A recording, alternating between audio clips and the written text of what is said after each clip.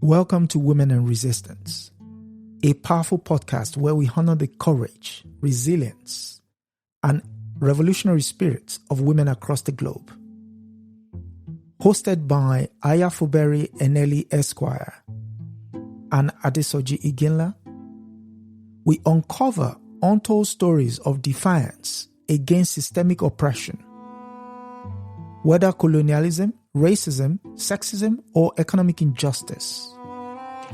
From historic icons like Winnie Mandela and Fannie Lou Hamer to today's trailblazers, we shine a light upon those shaping a more just world.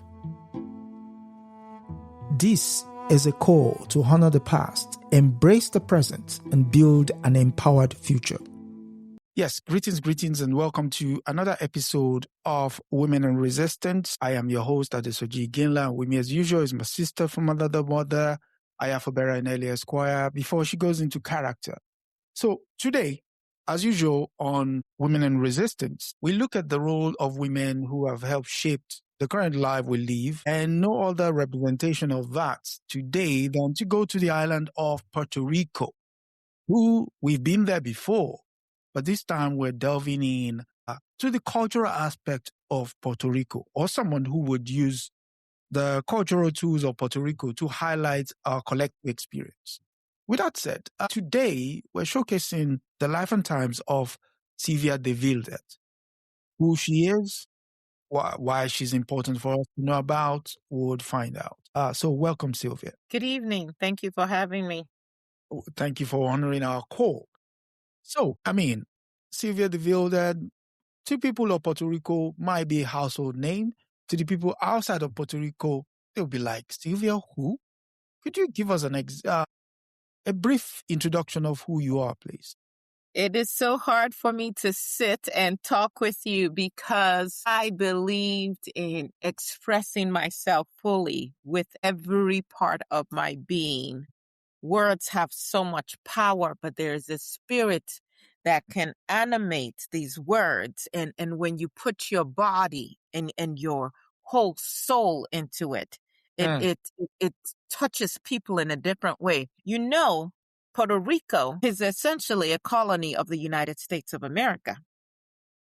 And the same racism that runs rampant in America runs rampant in Puerto Rico as well. I remember growing up as a little girl, and there were elders who wanted nothing to do with their African roots. But I tell you, you bring them into a space, and those drums start to drum, and you just see, in spite of themselves, blood calling to blood. They feel something on the inside of them that cannot be erased by policies, by racism, by any system that makes them feel that the way to get ahead is to deny who they are. And it is a thing of wonder to see when people waken up to what is on the inside of them, because you know the DNA does not lie. And I was a little girl born in Puerto Rico. They said I danced before I could properly talk. And I never questioned them on that story because I, quite frankly, like the story. I want you to picture our house. It's a small rooms, big voices. My mother is in the kitchen. My father is coming home just humming. My mother, just in cooking and moving the lids of the pots from one place to another, she is making a whole rhythm of her own. And then imagine this black child, this negra, who could not be still. The rhythm as the rain fell on our tin roof, even hear rhythms in the silence. Can you hear it? Because silence has a beat too, if you listen for it. And you gotta listen for it. Every night after dinner, I would dance for my parents. No one told me to. I just couldn't help myself. My arms would go up and my hips would find something to do, and my feet would answer a question nobody had asked me. And I was so blessed because you know what? I was born into a family that didn't hush me. They clapped. They said, look at her, look at her, look at what she's got in her. They celebrated me as I was. Oh, how I wish more children had someone to celebrate what they have in them. Not go sit in the quiet, in the corner. Be quiet. Be seen and not heard. That was the first gift anybody gave me. They let me have what I already had in me. Do you know what you already have in you? Has anyone ever celebrated what you already have in you? It's a serious question. And if you haven't ever been celebrated, if you've never celebrated yourself, if you've never figured out what you have in you, well, that's why you came to hear me today. I don't care how old you are, it is time to figure it out and have what you have in you. You know, a lot of Black girls in Puerto Rico in the 1930s, they did not get told, look at what she's got in her. They got told to sit down. They got told to shut up. They were shamed for being who they were, for being too much. So they shrank. And no matter how much they shrank, they wouldn't make room for them. My family, thank goodness, did the opposite. And I have spent every year since trying to be worthy of that opposite. I was born in Santos on February 28th. They say I died on February 28th. Some other historians say it was a few weeks earlier. There are so many contradictions people have written about my life. I'm not going to quibble back and forth on something as small as that. But it was February 28th, 1928, when I made my entrance into this world. My parents were Marcolina Gilbert, and my father, but that was my mother, and my father was Augustin Villard Diaz. And my mother came from the inner part of the city, and my father came from the coastal part of the city. And I tell you, they brought those two worlds together, and then they created a third world for me. There's a dryness, a hardness to life in the inner part of the city. And then there was this calmness and this airiness to my father's life, having grown up on the coast. But they came together, and here I was. Now, those were my biological parents, but the woman who really raised me, she had a different name.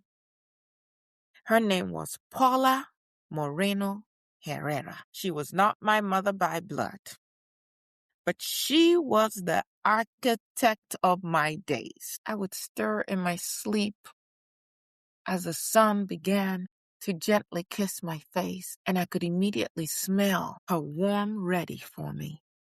She would already have been in the kitchen, cooking up something. Poor as we were, parents always found a way to make a way. She was the one who taught me. Listen to this. She taught me that a floor could be swept like a ceremony if you cared to do it that way. She showed me with her actions and taught me with her words that there's no task too small to be done with dignity. These models had nothing on Paula. She walked with her shoulders back, chest out, neck held up, head straight. It didn't matter what she was doing or where she was going or what she was wearing. You just sensed her dignity. She also taught me that no dignity is too large for a poor household, even in that part of Puerto Rico, to claim as its own. Some of you have grown up in places that others would not choose to live in. And you take on the characteristics of the environment, and you decide, if I was born in squalor, I must act squalid. Who taught you that? No dignity is too large, even in a poor house. You got to believe it and carry it yourself. Think of Paula. Every time somebody tells me that respectability and pride are things that belong only to people with money. My Paula, she had neither money nor schooling. But I tell you, that woman, she defined dignity for me. And I never forgot her lessons. I had been in front of governors and so-called important people, and I have never seen anyone quite as dignified. Now, my mother, Marcolina, from Ponce, it was a city with its own fierce pride, its own particular way of holding its head, too. Between my mother and my father, I absorbed an internal map of the whole island before I even stepped foot out of the place where I was born. You know, the South's heat and hardness, the North told you about my father on the coast with the salt in the air and the patience that is required whenever you're dealing with nature. I absorbed all that geography and all the meaning tied to the land through my parents' stories. Now, let me ask you and your audience this question. Who's still telling stories to our children today? What stories are we telling our children today? Have we abandoned stirring their imagination, feeding them with our values to these devices that you all have nowadays, where others get to inject their stories into the heads and minds and souls and spirits of your dear children? And after your children are corrupted, because you gave them nothing, I'm looking for an answer.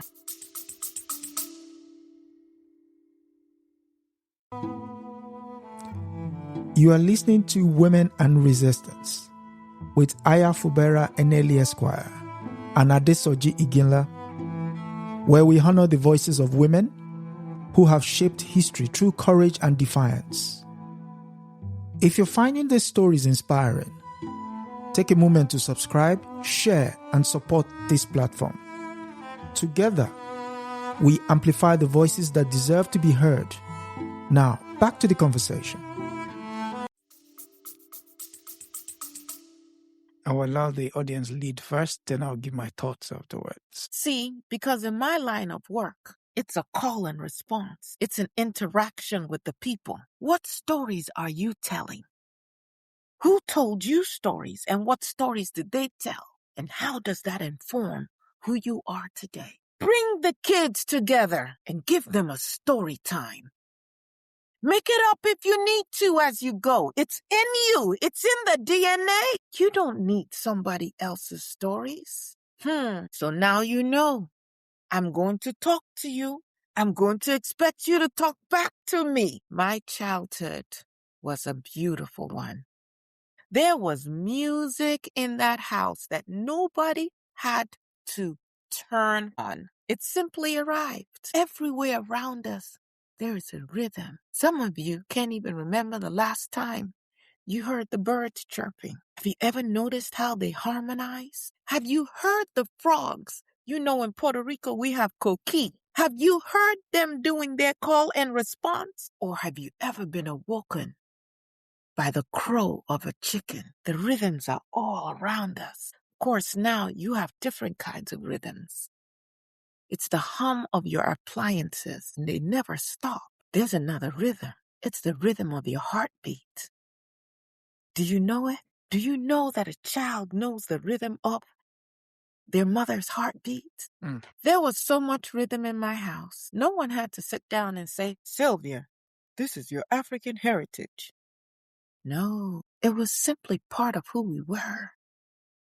You simply lived inside it, the way a fish lives inside water without remarking on the fact that it is wet. Everything, a pestle in a mortar, then a little hum. But dance wasn't the only thing I was interested in.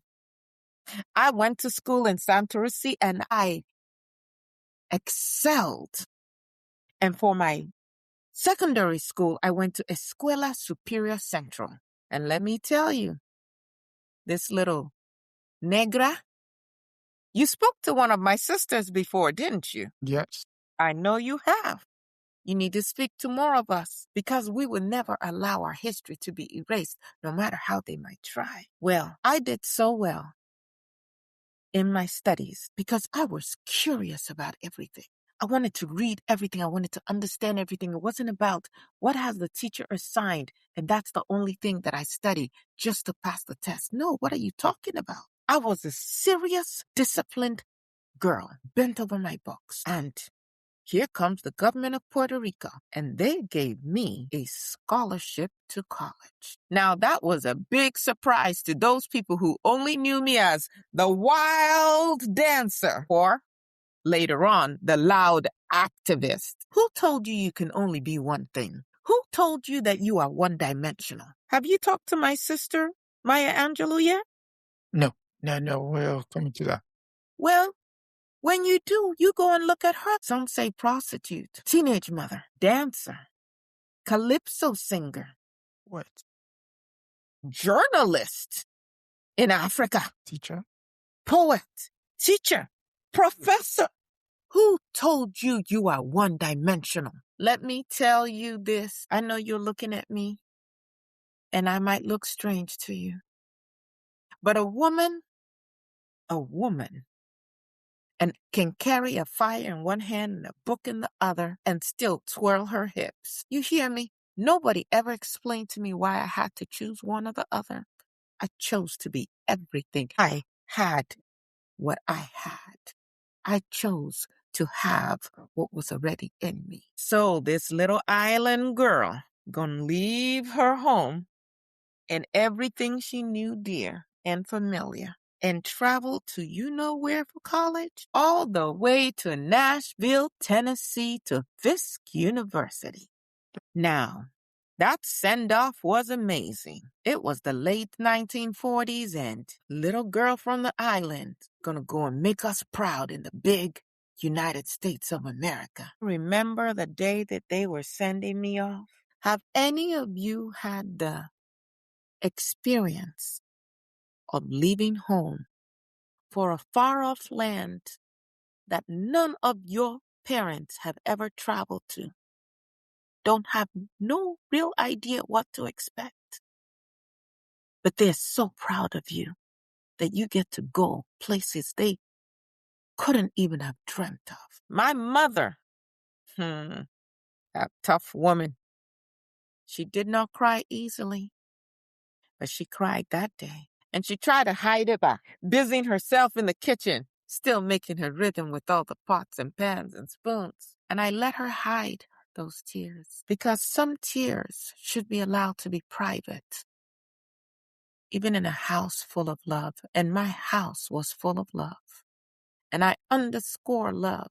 Now, my father, a man of few words, as few as he needed to have, he took my hand that evening before I left. And he just held it. And in that touch, it was like a transference of everything I needed to know to stand in who I am. Words couldn't have conveyed it. Listen, I was a serious student. I went to study sociology and anthropology at Fisk University. The same Fisk University that W.E.B. Du Bois taught at. Yes. The historically Black college and university. And I was a serious student, not merely a talented dancer who happened to attend school. I was a student. I asked my teachers some uncomfortable questions. They weren't ready, but I read voraciously. And if something that I read didn't match with what I knew or what made sense, I would query it.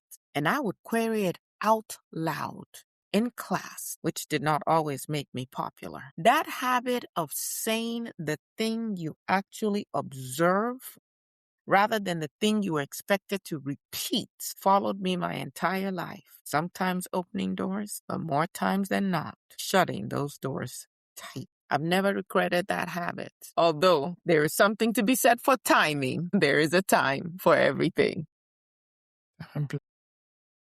Now, Fisk was a great institution full of brilliant people.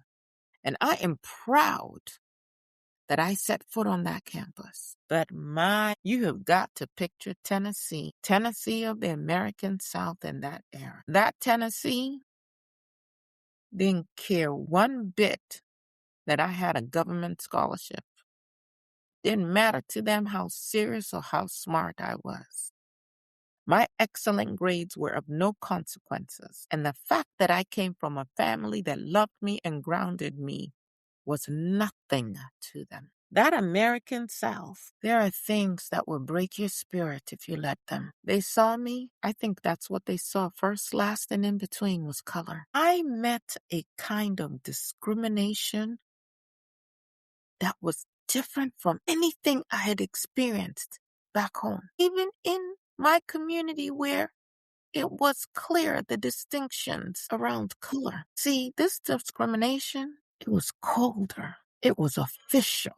It was etched into every stone, written into everywhere you could sit, where you could stand. Are you at the right fountain? Now, a Black person who wanted to be somewhat safe, if you could read nothing else, you better recognize whites only and that would save your life. Felt like the very life of me was being just strangled, that I couldn't come up for air. Now, I'm not trying to paint the wrong picture here.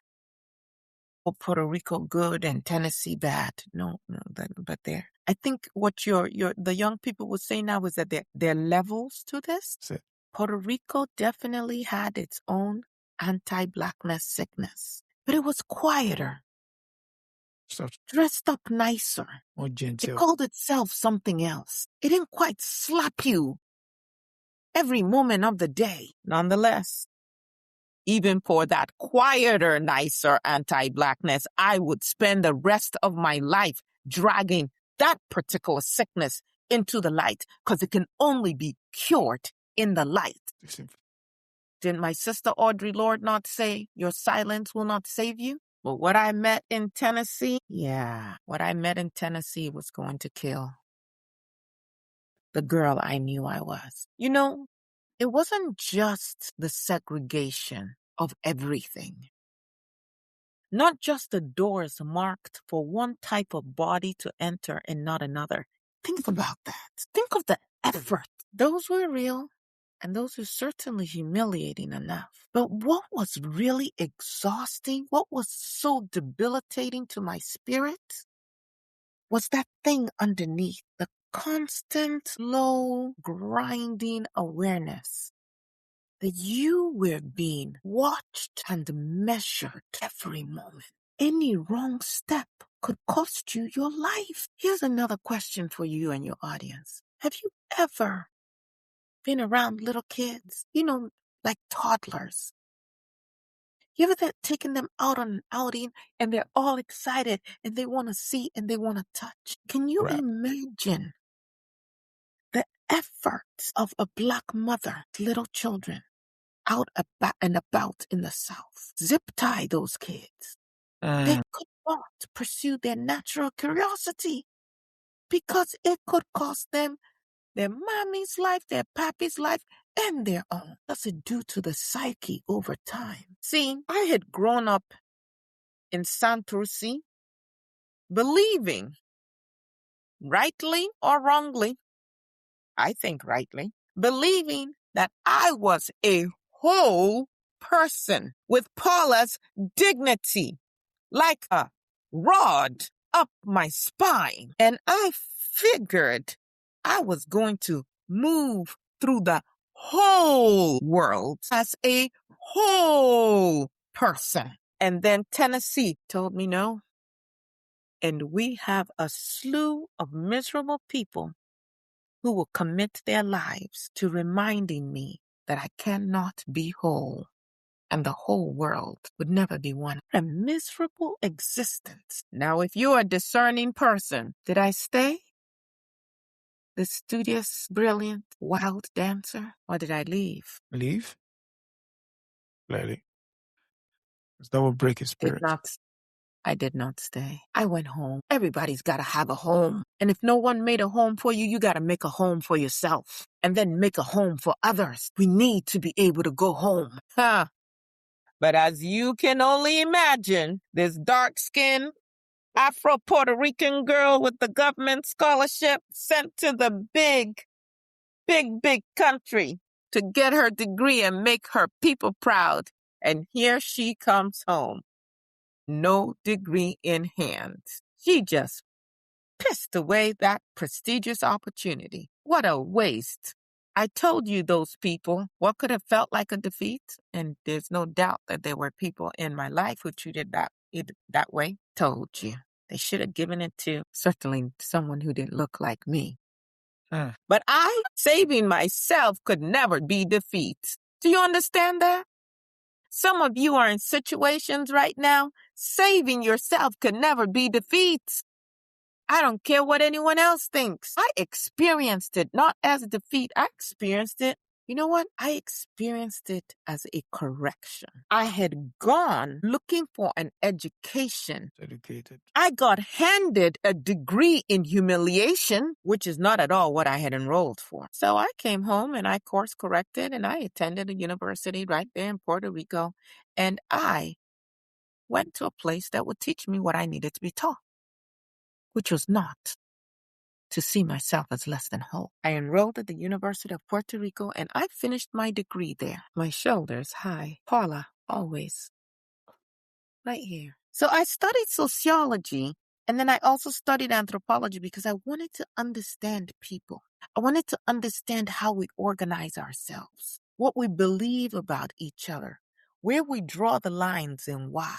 I had no idea at the time that I would spend the rest of my life erasing those lines.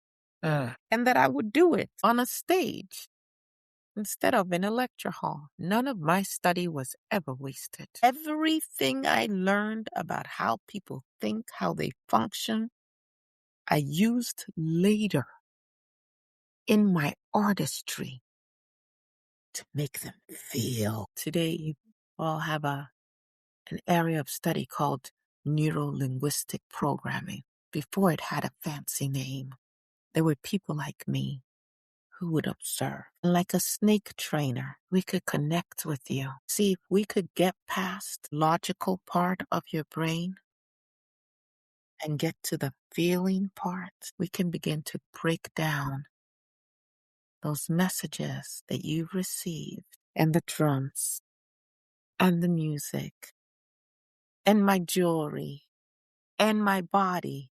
And when I would leap up in the air, they would follow every move and wait with bated breath. See, there is a difference between knowing a fact and feeling. Like I told you, people can have their culture suppressed and distorted.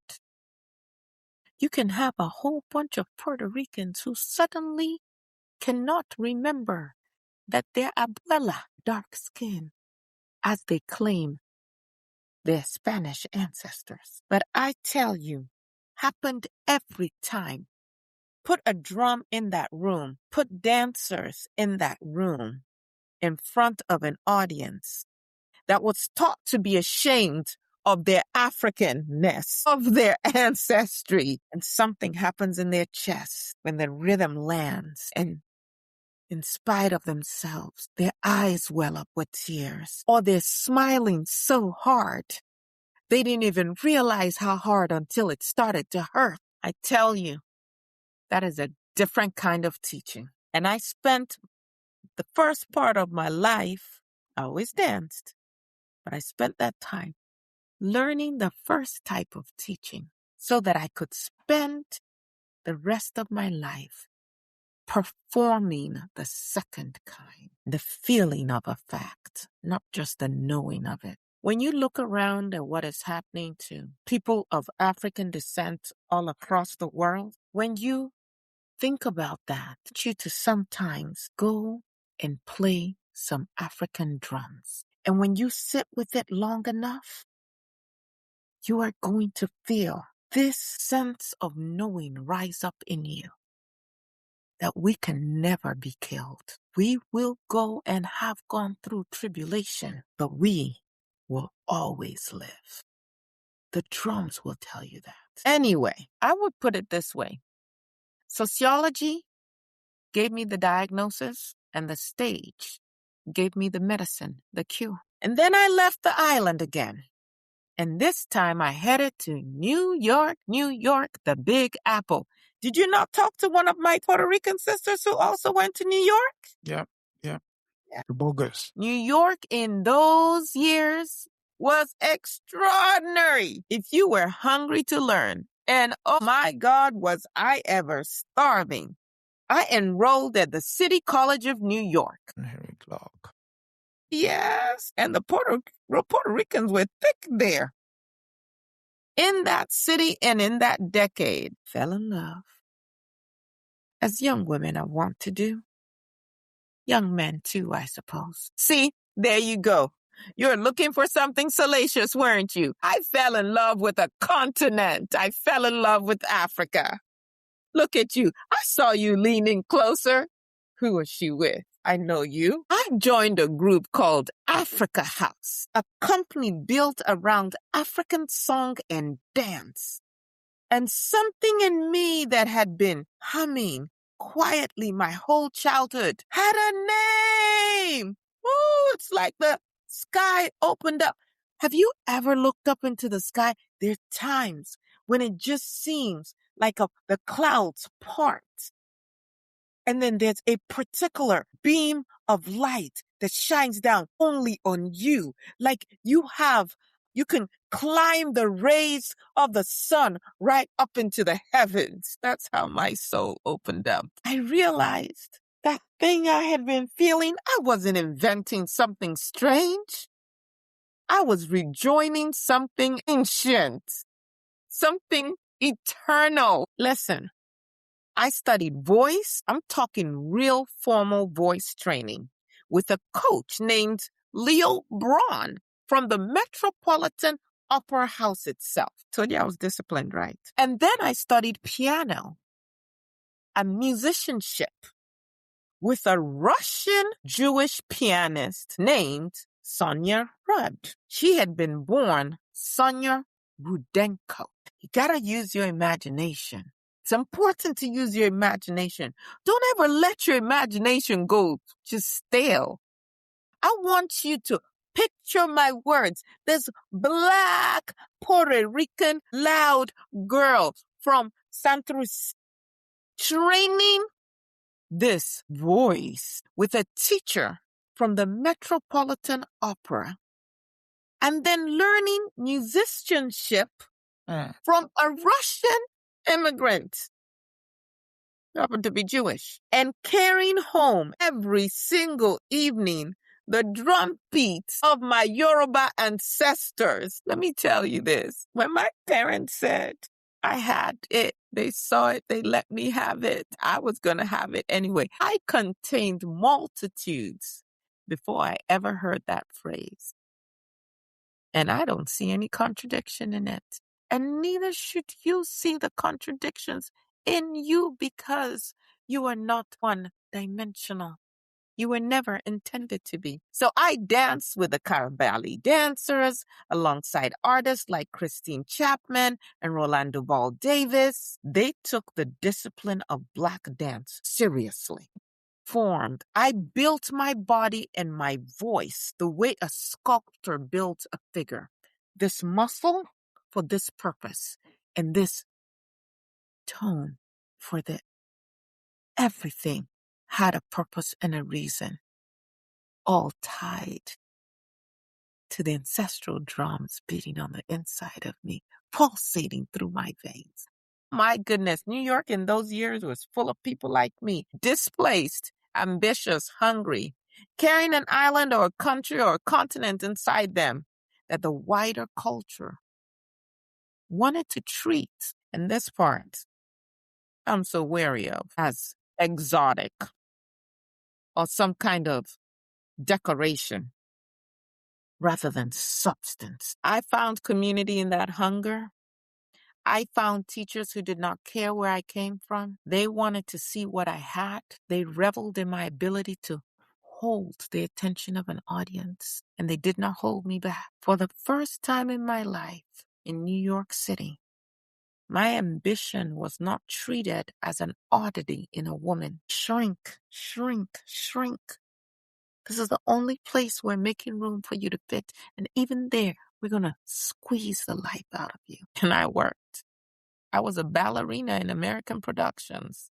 Valley Without Echo, Witches of Salem, The Boyfriend, The Crucible, Quamina. I acted, I sang, I recited poetry.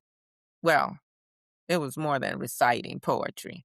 We call it the art of the spoken word, performed with the whole body, not just the mouth. And I never let anyone tell me that a serious artist had to choose just one path. I sang, I danced, I acted, I taught, I painted when the mood took me. I was a folklorist and an orator, and I was a writer. And if there was a way to put truth in front of a room full of people, I wanted to know how to do it. I eventually went back to Puerto Rico, and I joined the Afro-Puerto Rican ballet, and with them, we performed a lot of productions built specifically around Afro-Puerto Rican and Afro-Caribbean folklore. I want to tell you really quickly about a man who had a great deal of influence on me. His name was Luis Paye Matos. He was a poet. He was a white Puerto Rican poet. Some people find that surprising. But he wrote with this tenderness and this rhythm about Afro-Antillean life. I'm telling you, even though I critiqued some of his work because he too sometimes suffered from the disease that we're all infected with, this disease of anti-blackness. But in his writing, particularly his latter writing, you could feel the bata and the bomba in the meter of his lines. When he would write about the ocean or a woman's dress or the heady topics for sure. I suppose in this day and age, some might say, maybe he was suffering from a tad bit of jungle fever. But I loved his work. And there were people who would say, how can you be a Black activist and then give your whole heart to a white poet's imagining of Blackness? As I said, I did not accept his poems uncritically. However, wanted to get to those parts that had that genuine rhythmic reverence for culture his own country had spent centuries trying to erase from its self-image. And you know what? Not today, because we don't have the time. But you all must ask yourself this question. Why? Could it be they know something? They have seen, have recorded something that we have forgotten about ourselves. If it was no threat, why so much effort? Think of the effort. Think of the laws that have been made to oppress people of African descent across the entire globe.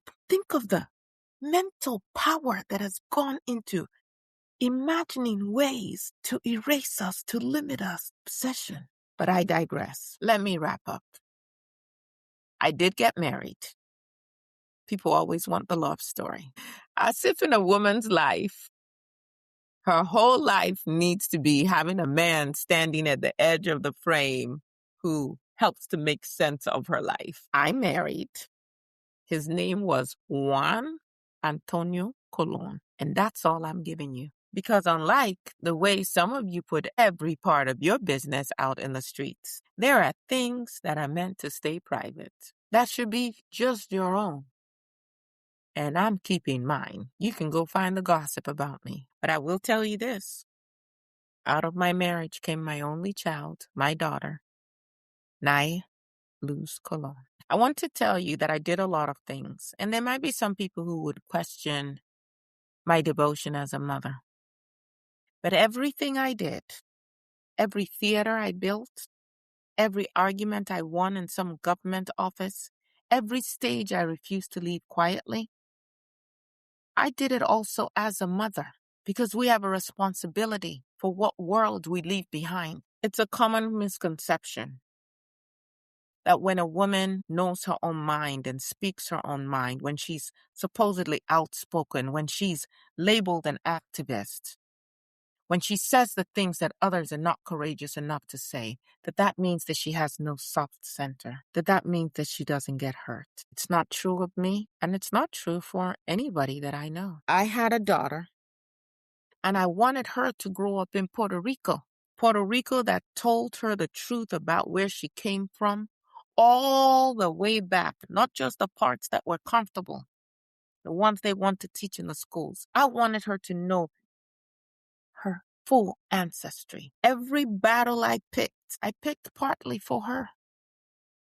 Even on the days that she felt embarrassed by me and she just felt that, Mom, can you just go home and be quiet for once? No, I would be at that school. You will tell our full history. I will say this much more about my marriage. Marriages are complicated instruments. If you've been married ever and you know what I mean, tell me, is it true or not? Very much so. What stayed constant in my life was my daughter and my work. Fire in one hand and the book in another. And I never put down the work I came here to do for a man. Matter of fact, I never put down what I came here to do for anyone. Certainly, the long nights of rehearsals, the times that I would stay working in the office longer than I had anticipated because a meeting ran long. Hearing my daughter crying as I left, all of those things touched me. But I hoped that when she got older, she would recognize the gift and the honesty of how I lived. And that honesty was choosing to live my truth and refusing to be made small. All right. So I told you I was going to wrap this up. I'm going to just give you a few dates, some information. More than anything, I wanted you to get some deeper truths, and then you can go into some of the other things that I did. So I founded the Theater Afro-Puerto Rican in El Coqui. This was in 1968. We gained international recognition, and we even participated and performed at the Pan American Association for the Festival of the New World. In 1969, I opened the Luis Paez Matos Theater, named after that white Puerto Rican man. Made people shake their heads, but oh well. But that theater was to close after years of neighbors complaining and legal battles, and that began my voluntary exile and my time in Hollywood, California. In 1974, I put my foot in it in my whole body, as a matter of fact, when I publicly condemned the blackface performance of Juanita La Negra on a TV program. And people did not like that I was so outspoken. And I got, as I say, whitelisted. Suddenly, people who were my friends, producers who had worked with me, nobody wanted to take my call anymore. Nobody had any work that they wanted to give me. But I do not regret speaking the truth, speaking truth to power, no matter what it cost me. Those years in California were not easy. They did not really know what to do with a Puerto Rican woman. A Black Puerto Rican woman trained in opera and Yoruba drumming and Afro-Antillean poetry all at once. See, those industry lines are very tidy, and I never fit into those little tidy categories, those little spots. So I took what work I could find, and I kept my art alive in smaller rooms, and I waited, looking for a path forward. I eventually founded an ensemble called Soninke, and we performed at the American Museum of Natural History. In 1981, I became the first, and to my understanding, the only director of the Office of Afro-Puerto Rican Affairs in the Puerto Rican Institute of Culture. Some say that was also the year that I was diagnosed with cancer. Others put it as later. What's important is I ultimately was diagnosed with cancer. So many memories flooding me. Angela Maya. Angela Maya was the name of the white woman in blackface performing while there were Black women. There were Afro-Puerto Rican women like myself right there. It was repulsive. And I said that people like me were tired and exhausted and sick to the bone of being turned into a costume for someone else's laughter. Later, I was to go toe-to-toe with the governor of Puerto Rico. He couldn't quite stand my mouth, but when I passed away, he came to pay his respects. Let me tell you, they know us, sometimes better than we know ourselves, unfortunately, and they respect those of us who stand up. I did teach in New York City for a while, and in 1989, I delivered a presentation at the Schomburg Center during the Black Women in the American Symposium. And my topic was titled, Racism in the Puerto Rican Nation. They say, up until my death, I was still singing and writing and speaking. People would come to visit me, expecting to see me on my deathbed and be completely astonished because I fought with everything till the end. I returned to Puerto Rico, San Juan to be specific, and I died in 1990 at age 62, working on one last project which wasn't quite finished. It was called Puerto. I am buried at the Villas Palmeras Cemetery, back in the little city where I was born. I've been honored in New York City. There's a place that is named after me in Chicago, Cultural Center, the Segundo Ruiz Belvis Cultural Center.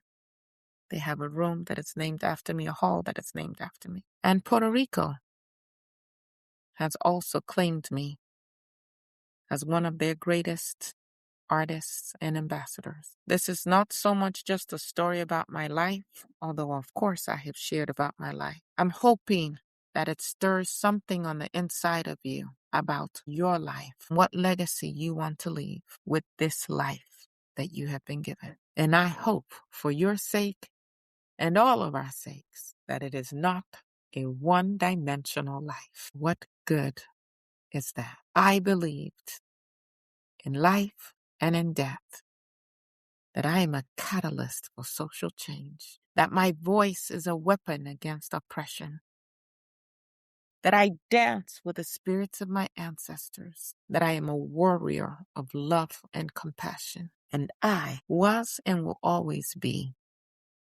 a living testament to the power of resilience. The same resilience that has kept us not just alive, but as the future of the whole world, just like we were at the beginning. Thank you. What else is to follow that? But one final question. How would you like to be remembered? I would like to be remembered like the rhythm. The rhythm, sometimes it can be fast and sometimes it can be slow and sometimes it can be in between. But everything that lives has a rhythm. I want to be remembered as the rhythm, the thing that reminds you to keep living no matter what and to keep honoring the source of that rhythm. Yes. Thank you. So yes, very engaging audience. Engaging? Did they talk to me? Did they ask me anything? Yes, they did. What did they ask? I mean, a host of them said when you asked... They didn't know me. Did you know me? How could you go through life and not know me? But now you do. No, when you talked about did they have memories of growing up, some of them shared the fact that there's a particular rooster theme. A couple of people have roosters in their lives. Wonderful. Wonderful. Wonderful. And so many of our young children now, they don't have that. They can't call on that.